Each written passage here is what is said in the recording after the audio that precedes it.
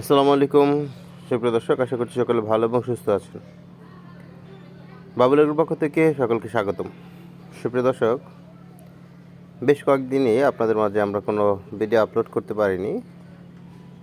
মূলত এই 6 দিন আমি অনেক ব্যস্ত ছিলাম। ব্যস্ততার কারণে আমাদের ফার্মের আপডেটগুলো আপনাদেরকে আমি জানাতে পারিনি, সেজন্য আন্তরিকভাবে দুঃখিত। এর মধ্যে অনেকে আছেন আমাদের ফোন দিয়ে খোঁজ খবর নিচ্ছিলেন যে ভাই কেন ভিডিও আপলোড হচ্ছে না। তা আসলে এইটাই মানুষের কাছে পাওয়া, মানুষের খোঁজ খবর নেওয়া, মানুষের সাথে সুসম্পর্ক রাখা। আজকে আমি আপনাদেরকে শীতকালীন কিছু সমস্যার কথা বলবো। প্রথমত আমি একটু বলি, আমার গরুগুলো যে খাবারটা খাচ্ছে এটা আসলে কিন্তু গরুর খাবার না। অনেকে বলতে পারেন যে রকি ভাই, তাহলে এটা আপনি কেন খাওয়াচ্ছেন? চারদিকে এখন ঘাসের প্রচুর সংকট। আর আমাদের যেহেতু গাজীপুর শহরে, অর্থাৎ একেবারে ঢাকার সন্নিকটে টঙ্গীতে, সেই ক্ষেত্রে আমরা কিন্তু শুকনো মৌসুমে ঘাস একেবারেই পাই না। অর্থাৎ আমাদের ওই ডোবা নালা এগুলোর কচুরি পানা এনে খাওয়াতে হয়। তো অনেকে প্রশ্ন করেন যে রকি ভাই, যদি কচুরি পানা খাওয়াই তাহলে গরুর কি কোনো উপকার হবে না ক্ষতি হবে?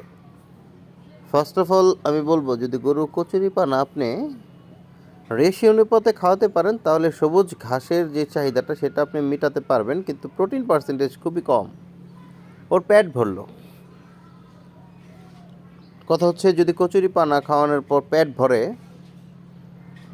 তাহলে তো অনেক সময় পাতলা পায়খানা করে। হ্যাঁ, সেক্ষেত্রে আপনি পাতলা পায়খানাটা প্রোটেক্ট করতে কিছু কুড়া দিবেন। আর আমি সচরাচর আমার খামারে 3-4টা আইটেম মিক্স করি, সেখানের মধ্যে 20% থেকে 25% কুড়া থাকে। সেক্ষেত্রে আমার গরুগুলো কচুরি পানা টুকটাক খেলেও পাতলা পায়খানা হওয়ার কোনো সম্ভাবনা তেমন থাকে না।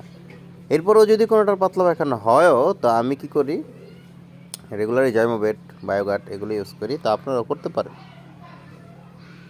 আমি খুবই ছোট একটা খামারি, সেক্ষেত্রে আমার কাজগুলো অনেকের পছন্দ হতেও পারে, নাও হতে পারে। তা আমি বলবো যে আপনারা প্র্যাকটিক্যাল লাইফ আর পুঁথিগত বিদ্যা দুইটা একসাথে মেলাবেন না।